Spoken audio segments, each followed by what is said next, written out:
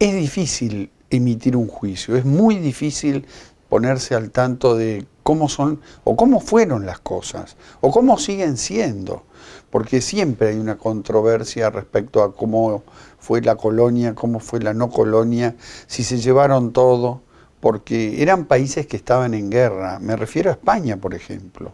Era un país que venía de una gran explosión en cuanto a los filósofos, a cómo manejar las cosas, y de pronto se acostaron, dejaron de trabajar, dejaron de producir.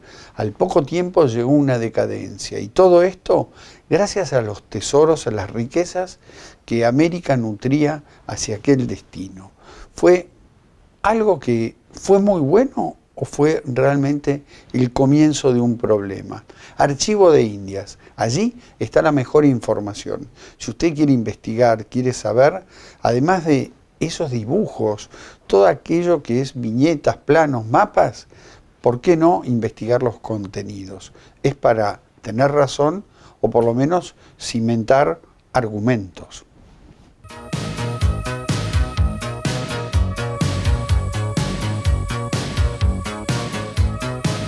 Pasaporte, necesario para viajar.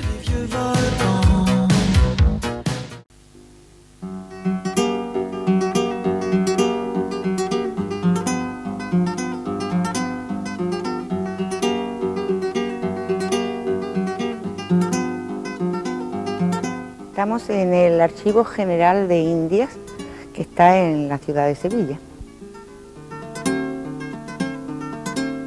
En el Archivo General de Indias se guarda toda la documentación oficial, es decir, la documentación que se cruzó entre las autoridades de la península y la de las distintas provincias americanas, desde el momento del descubrimiento hasta la independencia. Sevilla, desde el momento del descubrimiento, se convirtió en lo que se ha llamado el puerto y la puerta de Indias. Todo lo que hacía referencia al comercio y a la navegación con América estaba centralizado en Sevilla, y el puerto de Sevilla tenía el monopolio del comercio con las Indias. El gremio de comerciantes que había en la ciudad era un gremio muy importante, en el cual habían comerciantes de todos los países del mundo que adquirían aquí cartas de naturaleza para poder comerciar con India, y aquí se creó en el año 1503 el primer organismo administrativo para las provincias de América, que fue la Casa de la Contratación. Cuando en el año 1745 se da el reglamento de comercio libre, con lo cual termina oficialmente el monopolio del puerto de Sevilla, entonces se abrió al comercio con América muchos otros puertos de España, y además, al aumentar el volumen del comercio, tuvo que aumentar el calado de los buques, y el puerto de Sevilla es un puerto de río. Entonces los buques tenían ya muchos problemas para poder llegar al puerto de Sevilla.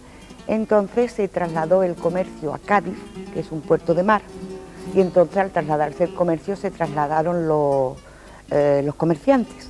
Entonces este edificio, pues, que lo habían construido los comerciantes como casa lonja, es decir, lo que hoy en día es una cámara de comercio, pues se quedó vacío. Por esa misma fecha, en el siglo XVIII, se habían publicado en Europa dos historias de América, una en Francia y otra en Inglaterra, que eran pues unas historias de América no muy objetivas, eran más bien tendenciosas, que lo que pretendían eran pues criticar la labor de España en América. Entonces el rey Carlos III pensó que era necesario escribir una historia de América que fuera verdaderamente objetiva y cierta, basada en el estudio de los documentos. Entonces mandó a un señor que se llamaba Juan Bautista Muñoz, que era cosmógrafo mayor del reino, que reuniera toda la documentación que había sobre América, dispersas por distintos archivos y lugares de la península, que las reuniera todas para formar el Archivo General de Indias. Entonces a Juan Bautista Muñoz le pareció que este edificio, que en ese momento estaba vacío, podría ser el lugar adecuado para recoger toda esa documentación. Se hicieron una serie de obras de reforma en el edificio, se pusieron todas estas estanterías que hay por aquí, que son de madera de caoba de Cuba, con motivos, no sé si luego lo podréis ver, ornamentales todo de tipo indiano, y entonces se reunió esa documentación, se trajo aquí a Sevilla, y en el año 1785 se considera que es el año de fundación del Archivo General de Indias. El archivo está abierto a todos los investigadores del mundo. En el archivo no hay documentación restringida, quiere decir que toda la documentación está a disposición de los investigadores, salvo que algún documento, pues por su estado de conservación o demás, aconsejen no dar el original.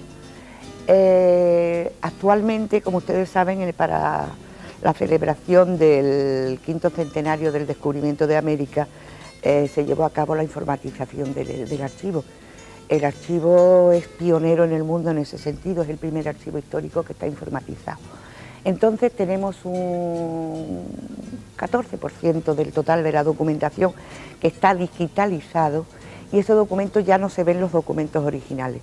Los documentos se consultan por la pantalla del ordenador, con lo cual pues se ha conseguido una cosa muy importante, que es evitar el deterioro de la documentación por el uso.